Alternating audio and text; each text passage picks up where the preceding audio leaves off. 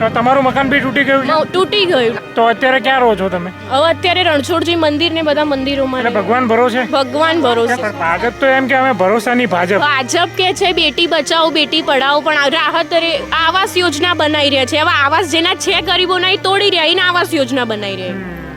એટલે આવું તો ના છે. બેટી બચાવો અને બેટી પઢાઓ. બેટી અહીંયા ઘર રહેશે તો બેટી પડશે ને.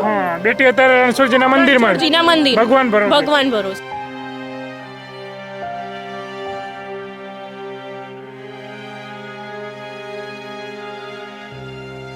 તારમી ક્યાં રહેશ બેટા અત્યારે? અમારું મકાન તોડી નાખ્યું રણછોડજી. રણછોડજી રહેશ? તો તાર ઘરે જમ નથી રહેતી? તો ઘર તૂટી ગયું તો ક્યાં રહું? કોને તોડ્યું ઘર? આ બધાએ. કોને આ બધા? સરકારે. હા, સરકારે. તોડી નાખ્યું. હવે કેવું લાગે તૂટ્યા પછી? નહીં સારું લાગે. નહીં સારું લાગતું. અને અમે એમ ઈચ્છતો તો કે એ આવશે પીએમ મોદી તો બધાનું સારું કરશે. એને અમે વોટ આલ્યો, એને અમે લાયો તો એને અમારા જ પગો ઉપર એને પથ્થર માર્યા અને અમારા હાથ ઉપર માર્યા અને એને જે મને બરબાદ કર્યો.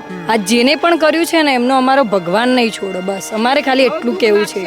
એમને અમારે બહુ જ દુઃખ લાગ્યું છે બસ. અને અમારા બચ્ચોના નેહાકા લાગશે બસ.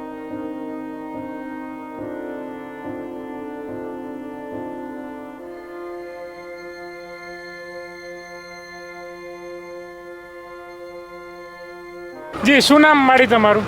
ગંગાબેન. ગંગાબેન, શું કહેશો? બધા મકાનો તમારા પડી રહ્યા. પણ અમારા મકાનો પડી ગયા. અમારી ગરીબ વસ્તી જાય છો. અમે ભાડો ભર્યો, ટેક્સ ભર્યા, અમારી ગાયો લઈ ગયા અને હવે અમારા ગરીબોને મારવા જાય છે ને થાણા. હવે અમારે જાવું છો બોલો. 50 વર્ષનો અમારા રહેણા કશે આજકાલના અમે નહીં રહેતો. તો પહેલો આબો તો નહીં ને 5 વર્ષ મારી આ ખુલ્લું પડ્યું અમે બનાવ્યું તો અમને ખર્ચા નહીં થયા ભાઈ. તો એને પહેલું આપવું હતું.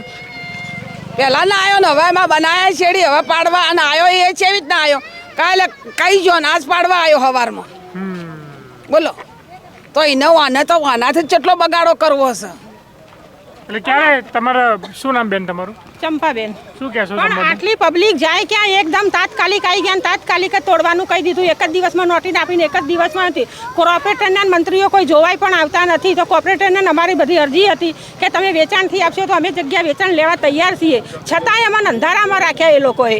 અને એમની રીતે એમને અમારા પ્લોટ ઉપર નજર હતી તો એમને એમની રીતે એમનું ગમે તે કરીને એમને વેચ્યું હોય કે ગમે એ કર્યું હોય. પણ અમારું તો અત્યારે રમણ ભમણ કરી નાખ્યું ને. અમારે અત્યારે બાળ બચ્ચો લઈને ક્યાં જવાનું?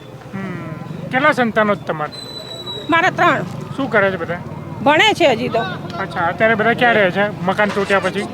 ચોરી જે રોડ ઉપર રીજે છે મંદિર અમારી જે રોડ ઉપર રીજે છે ત્યાં સગા સંબંધીઓના ઘેર સગા સંબંધીને રણછોડજી અમારા ગુરુ આવે છે. મને આશ્વાસન આપે છે. શું કરીએ અમે? ખાલી આશ્વાસન જ આપે? આશ્વાસન આપીને જઈશું. આપણે શું કરે ગુરુજી તો શું કરે? તમારા સમાજના જે આગેવાનો છે, ભાજપની સાથે જે નેતાઓ છે, રબારી સમાજના, શું કે ભાજપ વાળાએ તો બધું કર્યું. ભાજપ વાળા કોઈ અત્યારે જોવા નથી આવ્યા. તમારા સમાજના જે નેતા ભાજપમાં છે એમને પૂછો ને. પણ અમારા સમાજના જોવા આવે તો અમે એમને પૂછીએ છીએ ને. ફોન ઉપાડતા નથી. અમને બધાને અંધારામાં રાખ્યા. તમે વિશ્વાસમાં રહો અમે બધું કરીશું. પણ કંઈ જ કર્યું ના. ઉપરથી અમને એમને કીધું હોત કે અમે નહીં કરવાના તો અમે અમારી રીતે આગળ પગલાં ભરો. પહેલા જાણ કર્યો કે આવું કરવાનું છે. આ મોદીને જાતનો ગોચી તો આ બધાનો આવડા ગોળે તેલ કાઢીને ગરીબોનો નાશ કરી દીધો. અને અમે એમ ઈચ્છતો તો કે એ આવશે પીએમ મોદી તો બધાનું સારું કરશે. એને અમે વોટ આલ્યો, એને અમે લાયો તો એને અમારા જ પગો ઉપર એને પથ્થર માર્યા અને અમારા હાથ ઉપર માર્યા અને એને જે મને બરબાદ કર્યો. તો એને અમારું શું રાખ્યું કે પીએમ આવશે તો દુનિયાનું સારું કરે છે તો આપણું સારું કરશે. આ તો એને આવડી ગોણીએ તેલ કાઢ્યો અમારો. આ એને ઘોણો ચડાવ્યો અમારા ઉપર. જી બેન, શું નામ તમારું? જયુ દેસાઈ. જી, શું કરો છો તમે? સ્ટડી. શું સ્ટડીમાં શું કરો? SYBA. BA કરો છો, મતલબ કોલેજ કરો છો તમે. શું કહેશો? તમારે કેટલા વર્ષોથી અહીંયા રહેતા હતા તમે? 60-65 વર્ષોથી અહીંયા રહેણાંકું છે. અમારો તો બધાનો જન્મ જ અહીંયા. મારા પપ્પાનો બધાનો જન્મ અહીંયા છે. અને હવે રાતોરાત એ લોકોને એટલીસ્ટ 1-2 મહિના પહેલા એમને નોટિસ આપવી પડે. એની જગ્યાએ રાતોરાત આવીને પછી બીજા દિવસ ડાયરેક્ટ JCB બુલડોઝરો મૂકી દે તો એવું તો ના ચાલે. અમને ભાઈ બહુ દુઃખ લાગ્યું છે.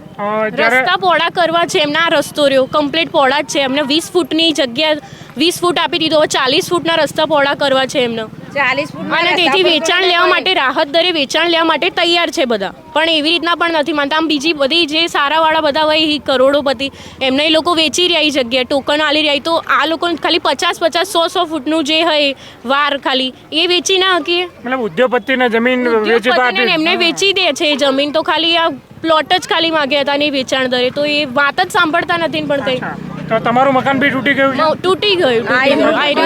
સામે રહ્યું. તો અત્યારે ક્યાં રહો છો તમે? હવે અત્યારે રણછોડજી મંદિર ને બધા મંદિરોમાં એટલે ભગવાન ભરોસે? ભગવાન ભરોસે કેમ સરકાર કરી રહી. હવે સરકાર ઉપર ભરોસો ઉતરી ગયો? અમારી સ્ટડી સફર થઈ રહી છે. પણ ભાજપ તો એમ કે અમે ભરોસાની ભાજપ. ભાજપ કે છે બેટી બચાવો બેટી પઢાઓ, પણ રાહત દરે આવાસ યોજના બનાવી રહ્યા છે. હવે આવાસ જેના છે ગરીબોના એ તોડી રહ્યા, એને આવાસ યોજના બનાવી રહ્યા.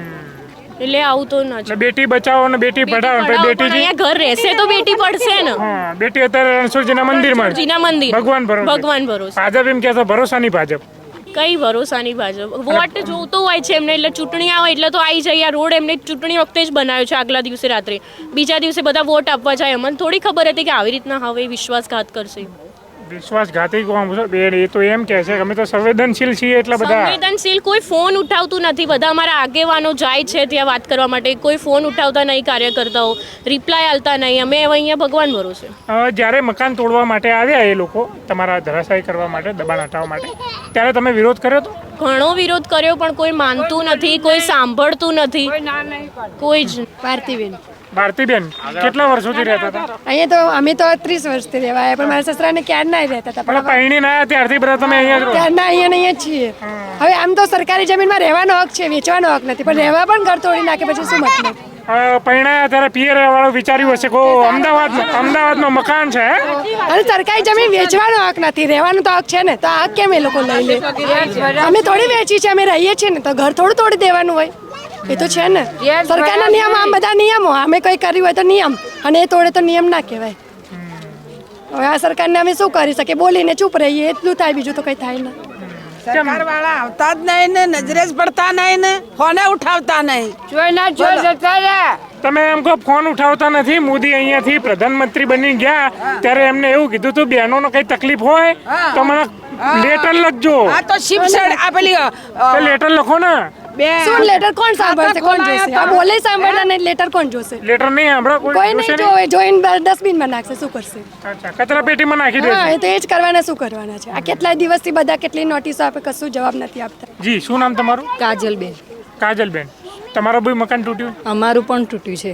અચ્છા, તો અત્યારે ક્યાં રહો છો તમે? અમે રણછોડજીના મંદિરે જમીએ છીએ, બાર બચ્ચા લઈને જઈએ એમ તો છીએ. કેવડું મોટું મંદિર છે, તમે આટલા બધા મંદિર. હા, રણછોડજી જગતનું અમારે મોટું મંદિર છે. એટલે મંદિર નથી તોડ્યું? મંદિર નથી તોડ્યું, પણ જેને તોડ્યું છે ને અમને આ ગમ્યું જ નથી. આ જેને પણ કર્યું છે ને એમનો અમારો ભગવાન નહીં છોડો, બસ અમારે ખાલી એટલું કહેવું છે. એમને અમારે બહુ જ દુઃખ લાગ્યું છે, બસ. અને અમારા બચ્ચોના નેહાકા લાગશે, બસ.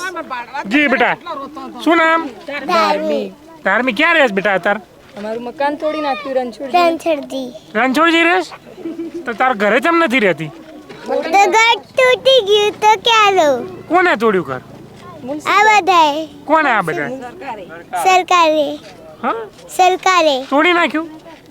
હવે કેવું લાગે તૂટ્યા પછી? નહીં સારું લાગે. નહીં સારું લાગતું? અમારી માંગ તો એટલી દફતર ક્યાં મૂકે છે? ભણવાનું દફતર ક્યાં મૂકે છે? રણછોડજી હે, રણછોડજી દફતર રણછોડજી મૂકે છે?